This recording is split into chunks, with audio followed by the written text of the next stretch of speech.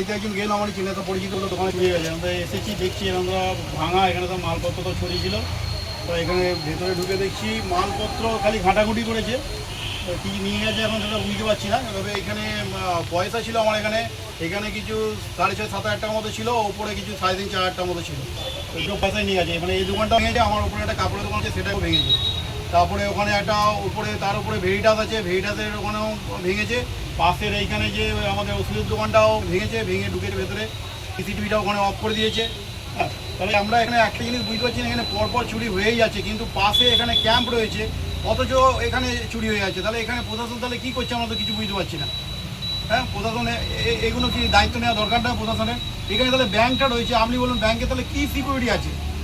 এই যে ব্যাংকটা এখানে রয়েছে, তাহলে এরা কী দায়িত্ব নিচ্ছে এখানে তো একটা সিকিউরিটি দেওয়া দরকার। আপনি বলুন, আমরা তো এখানে আমাদের যতটা আমরা ক্লবসিল গেট আছে, এখানে শাটারে লক লাগানো আছে, ক্লবসিল গেটে লক লাগানো আছে, কাঁচটাকে মোটা কাঁচটাকে ভেঙে হ্যাঁ এখান থেকে ঢুকে এখানে সব ছড়াছড়ি করেছে, ভেতেছে। আর এখানে আমার উপরে একটা করা আছে, এখানে বলুন খুলে এখানে চেক করেছে, পুরে এইভাবে জিনিসটা। পুলিশের প্রতি ভরসা নেই আমাদের পুলিশের প্রতি ভরসা কী করে থাকবে আপনি বলুন? এখানে ব্যাংক রয়েছে, অথচ পুলিশ এখানে প্রশাসন কোনো কাজই করছে না। আমরা তো বুঝতে পারছি না যে এখানে কী হচ্ছে জিনিসটা। হ্যাঁ, এই কিছুদিন আগে ধরুন এই মাংসের দোকানগুলো তো সবাই চুরি হলো, স্কুল কলেজগুলোতে এগুলো তো চুরি হলো। হ্যাঁ, কোনো স্টেপই নেই এখনো পর্যন্ত। কি প্রশাসন পারে না এগুলো ধরতে? এটা তো অবশ্যই পারে চেষ্টা করলে। আপনার নাম? আমার নাম বাপ্পা দাস।